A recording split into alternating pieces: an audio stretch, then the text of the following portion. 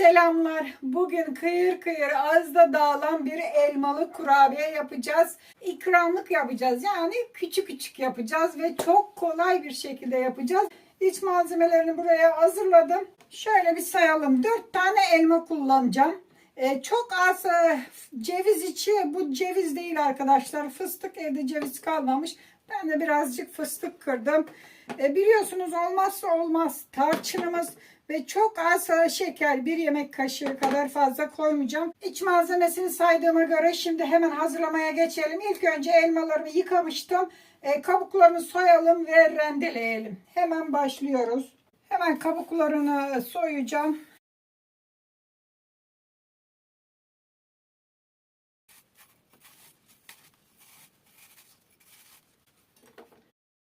Bu şekilde soyayım elmalarımı. Evet, dördüncü ve son elmanın da kabuklarını soyuyorum.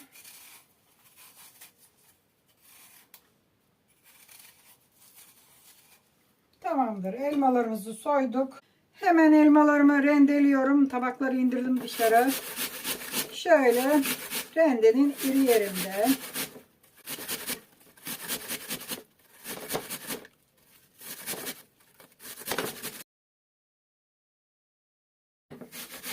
Evet, son elmayı da rendeliyorum. Tamamdır. Şöyle bakalım. Tamam, bayağı bir elma rendelemişik. Hemen şimdi pişirelim elmalarımızı. Tamam, ocağa koydum. Rendelemiş olduğumuz elmaları bırakıyorum içine. Şöyle. Üzerine çok az şeker ilave ediyorum. Çünkü hamuruna koyacağız ya, fazla koymadım. Elma da tatlı zaten. Onun için fazla koymadım. Şimdi bu şekilde kavuracağız. Pişireceğiz elmaları. Elmalar pişmeye başladı. Bakın sularını salmaya başladı. Daha sonra çekeceğiz bu suları zaten. Elmalarımız bayağı bir pişti. Şimdi üzerine tarçını ilave ediyorum. Ve kırılmış fıstık ilave ediyorum. Ceviziniz varsa fıstık koymayın. Ceviz daha da yakışır. Olmadığı için ben fıstık koydum. Şöyle bunları da karıştıralım. İçine alsın. İç malzememiz işte oldu. Hemen ocağı kapatalım. Sıra geldi hamurunu hazırlamaya. Evet, kurabiyenin iç malzemesini hazırladım. Soğusun diye tabağa boşalttım. Şimdi hamurunu hazırlıyoruz. Dikkatli bakın, ölçüleri birebir takip edin arkadaşlar. Bunu indirelim aşağıya. Hemen hamurunu hazırlamaya geçiyoruz. Kabımı hazırladım. Şöyle bir çay bardağı yoğurt. 2 yemek kaşığı tepeleme deyiverin. Fazla değildir. Şöyle yine bir küçük çay bardağı, ondan biraz küçük sıvı yağ. 125 gram tereyağı ya da margarin. Bu yumuşak margarinlerden. Onu da ilave ettik. Bir tane yumurtanın sarısını kullanacağız. Beyazını ayıracağız. Çünkü beyazı sıkar, böyle sert takır takır yaptığı için sevmiyorum. Ben genelde sarısını koyacağım. Tamam, bu da oldu. Yumurtanın sarısı, yağımızı döktük. Yoğurtumuzu döktük. Şöyle bir bardak pudra şekeri. Onu da döküyoruz.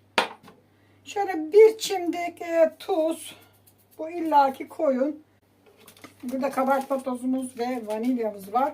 Şimdi ilk aşamada ne yapalım? Şöyle bir karıştıralım malzemeleri. Diğerlerini yavaş yavaş ilave edeceğiz. Şöyle karıştırıyoruz. Tamamen karıştırdık. Şimdi hemen un ilavesine geçiyoruz. Ölçerek koyalım. Şöyle bir bardak un doldurdum. Döküyorum. Üzerine kabartma tozumuz var.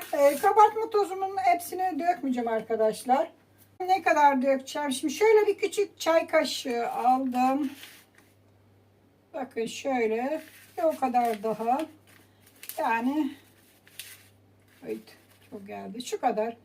2 çay kaşığı kabartma tozu ilave ettim.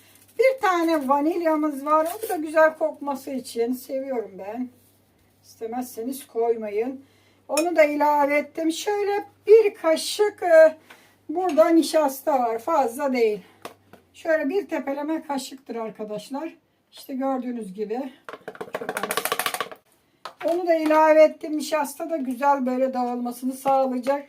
Şimdi bu malzemeleri şöyle yine karıştıralım.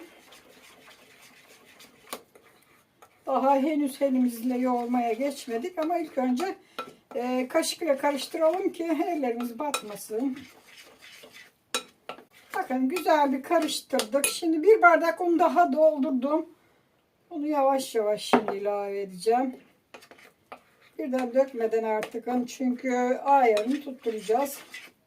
Şu anda çok cıvık tabii. Bunu yiyecek.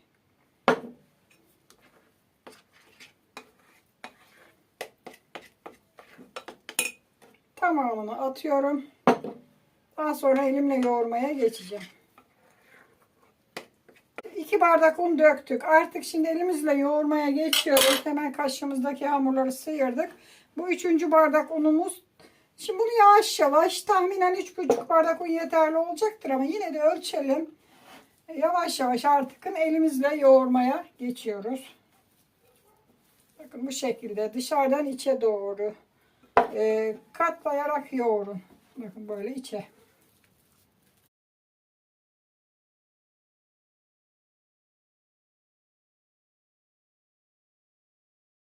Bakın 3 bardak unumuz yedi hamur. Ama birazcık daha istiyor dediğim gibi. 3,5 tahminim yetecek. Şöyle yine yarım bardak dolduralım. Sanırsam bu un tamam iyi gelecek. Şöyle bakın yarım bardak un daha hazırladım. Artık yavaş yavaş fazla un istemez artık. Şöyle bakın toplanıyor ve elimize artık yapışmamaya başladı. Bu da demek oluyor ki artık hamurumuz hazır olmaya başladı demek. Bakın. Gördünüz mü? Artık hiçbir şekilde yapışmıyor.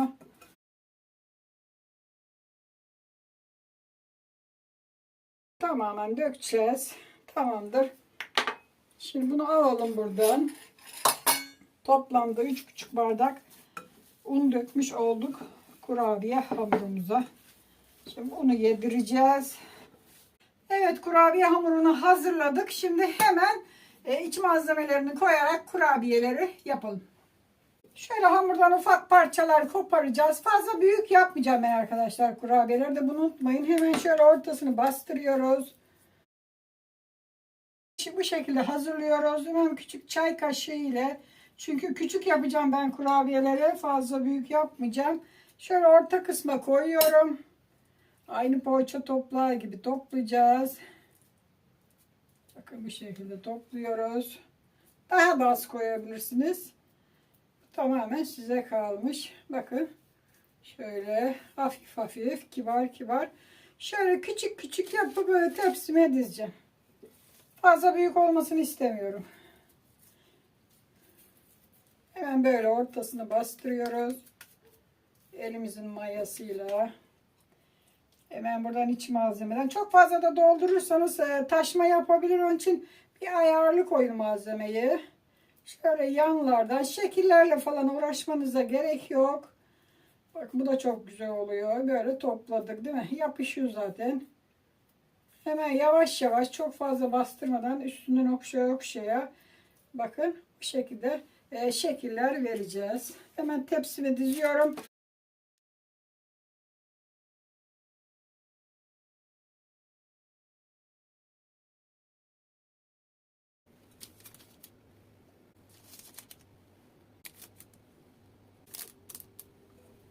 Evet, sonuncu kurabiyeyi de yaptım. Gördüğünüz gibi bu kadar kurabiye çıktı benim hamurdan arkadaşlar.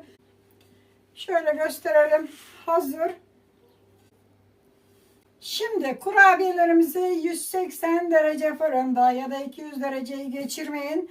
10 ile 15 dakika arası tutacağız. Böyle kızartmayın. Hafif üzeri pembeleştiği zaman fırından alın. Kendi fırınınızın ayarına göre yapın. belli olmuyor. Her fırının derecesi aynı değil. Yani üzeri biraz pembeleşmeye başlasın, tamamdır, pişer. Çünkü incecik küçücük kurabiyeler. Hemen pişmek üzere, fırına götürüyorum.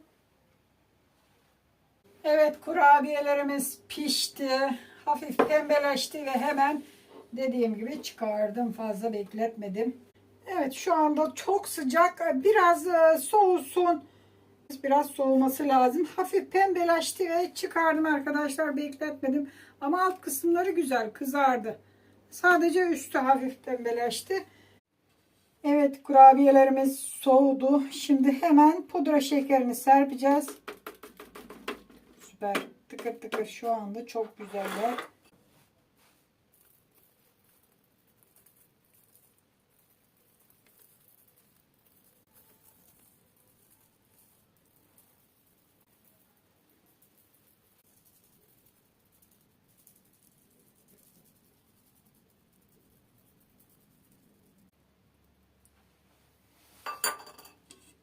Tamamdır.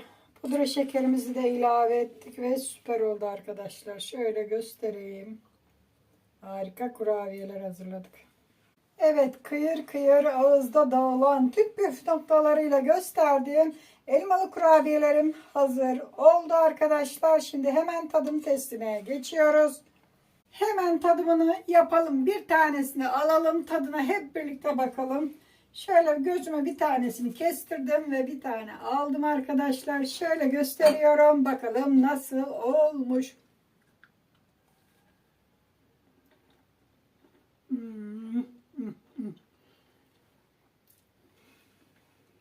Şöyle içinde elmalarını görüyorsunuz. Kıyır kıyır ağızda dağılan. Ama aşırı sert değil. Böyle attığınız zaman kum gibi dağılıyor ağzınızda. O kadar güzel olmuş arkadaşlar. Şeker oranı da çok güzel.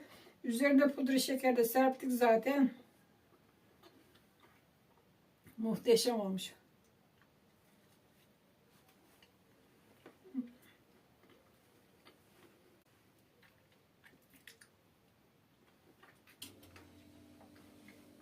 Umarım beğenmişsinizdir. Tüm sırlarıyla, püf noktalarıyla kıyır kıyır ağızda dağılan birebir ölçülü bir elmalı kurabiye tarifi verdim sizlere. Siz de bu kurabiyeden yapın. Çoluğunuza, çocuğunuza, misafirlerinize özellikle ikram edin. Ufak ufak yaptık ve çok da kibar oldular. Umarım beğenmişsinizdir. Siz de yaparsınız. Burada videomu bitiriyorum. Her zaman olduğu gibi ne diyoruz? Kanalıma abone değilseniz abone oluyorsunuz. Aboneyseniz de bildirimleri açmayı unutmayın. Bildirimleri açın ki yeni tariflerimden hemen haberiniz olsun. Hadi bakalım. Hoşça kalın. Kendinize iyi bakın. Sağlıcakla kalın. Yine güzel tariflerde görüşmek üzere.